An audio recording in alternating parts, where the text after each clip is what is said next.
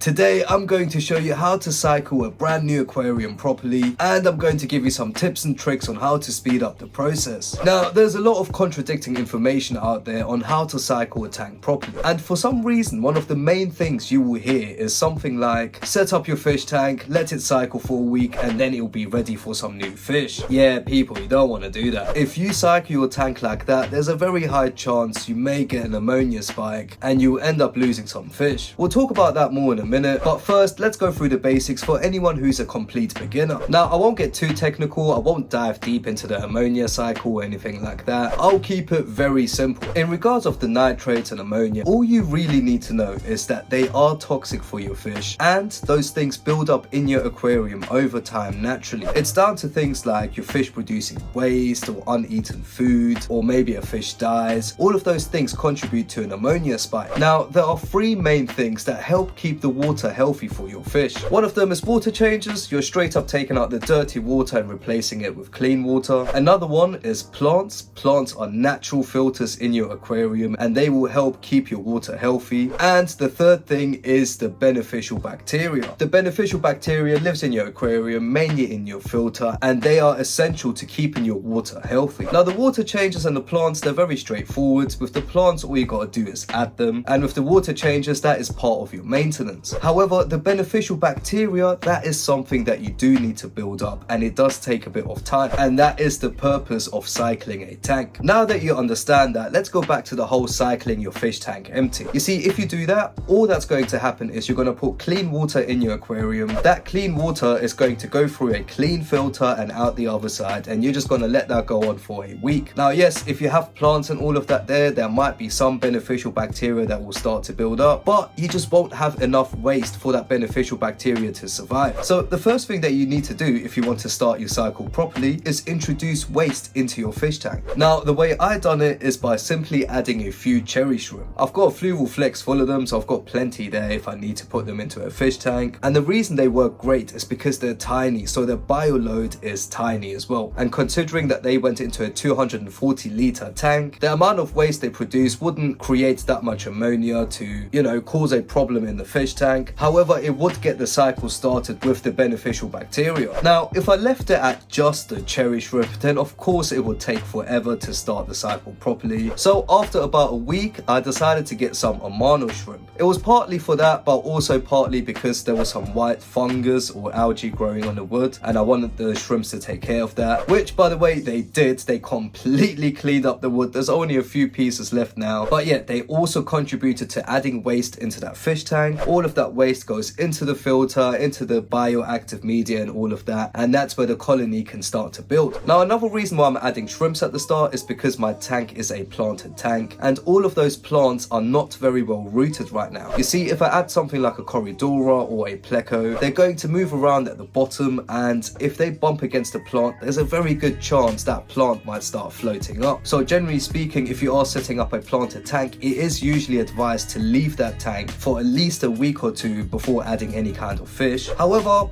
with shrimps, it does seem to be okay. I've added the cherry shrimp and the Amano shrimp, and they haven't uprooted any plants at all. Now, today I added some Danios as well, and they look amazing in the tank. They're just swimming around, and because it's just them in that massive tank, it looks so cool, people. I can't lie, I do really like the look of an empty fish tank with just a few fish. Maybe something for the future, who knows. Now, at this point, when you've added some livestock into your fish tank, you can also use some boosters. The ones that I use is this one. It's the Fluval Cycle Biological Enhancer. You want to put this into a brand new tank. It gives you a little head start with the beneficial bacteria and things like that. And of course, you want to use Tap Safe to make your tap water safe. And of course, if you've added plants, use some fertilizer. That will keep your plants nice and healthy, which remember is a natural filter in your fish tank. Now, do remember, people, you don't want to add too many fish and shrimps at the same time. I would suggest starting off with a few shrimp for the first 2 weeks so the plants can get rooted, and then you can add some fish in there as well, but don't add too many at the same time. Remember,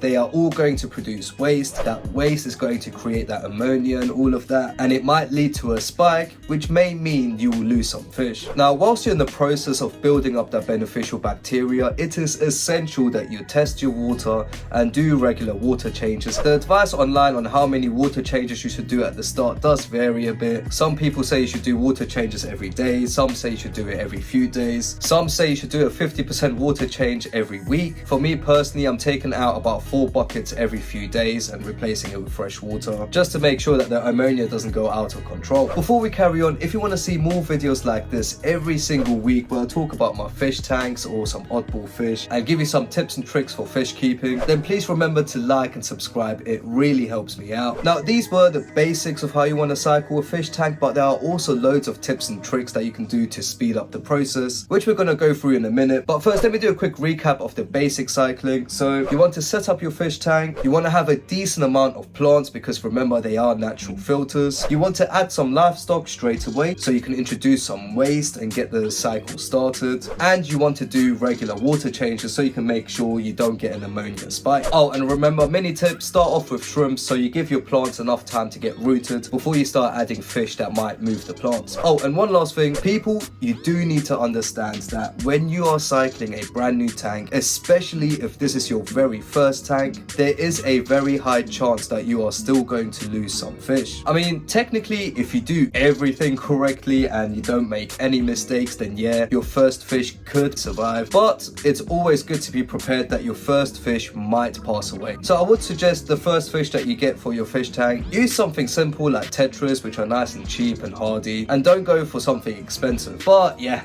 let's talk about some tips and tricks to speed up the process of cycling a fish tank. And my first tip is, if you already own a fish tank, people, utilize it. All these beneficial bacteria that we are trying to build up in our brand new fish tank, a mature fish tank already has them, and not just in the filter. All the hardscape you have in your tank, like wood and rocks and all of that, they all have beneficial bacteria on them. So you can take that hardscape and you can put it in your brand new tank for a few weeks and introduce some beneficial bacteria that way. I mean, for example, in my Fluval Roma 200, I've got this nice piece of wood here. If I really wanted to, I could take that and put that in my Roma 240 and it will speed up the process. You can also use some of your plants. Let's say you have a plant that's spreading around your tank and you've got loads of parts that you can take off. Use them. They will also have beneficial bacteria on them. Collect some from your current tanks and put them in your new fish tank. And there's also the gravel. For example, in my Fluval Roma 200, I have black gravel.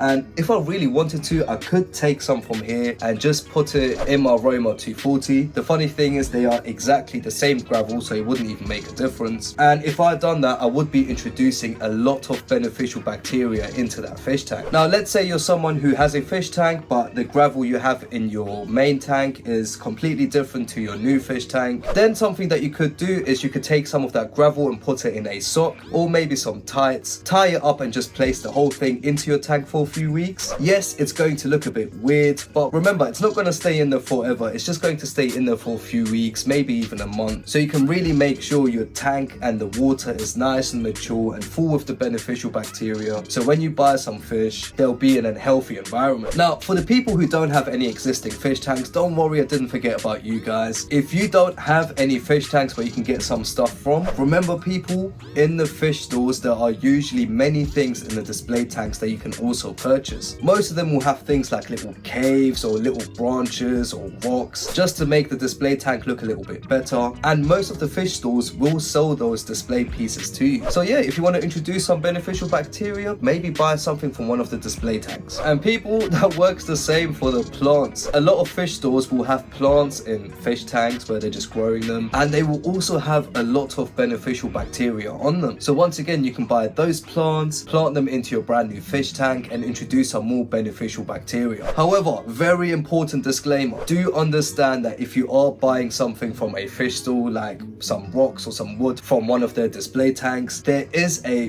very high chance you may introduce some pest snails into your fish tank. So yeah, you do have a small decision to make. Do you want to be patient and just wait for it all to build up naturally, or do you want to speed up the process but risk getting some pest snails? Now, I know you can technically treat those things and get rid of the pest snails like that. However, I'm not sure if that that also gets rid of the beneficial bacteria, so maybe look into that first if that's what you want to do. Now the last thing is, you can also use some old filter media to once again speed up the process. For example, for my Fluval Roma 200, I used the Fluval 307 canister filter, and I have that exact same filter for my Roma 240. So if I really wanted to, I could swap some of the filter media from here, the one that has loads of beneficial bacteria on there, for the nice and clean ones in my Roma 240. Just literally swap it around, and that would give my tank a huge boost. Now the reason I didn't do that is because this tank is full with pest snails, and I really tried my hardest to avoid getting pest snails in there, which is why I tried to avoid using anything from my other tanks. However, yeah, people, I failed. There are some pest snails in that tank now, so we are going to have to tackle that problem. So here's a real life example of people. Just know, if you are going to try speed up the process, there is a chance that you may introduce some pest snails into that tank.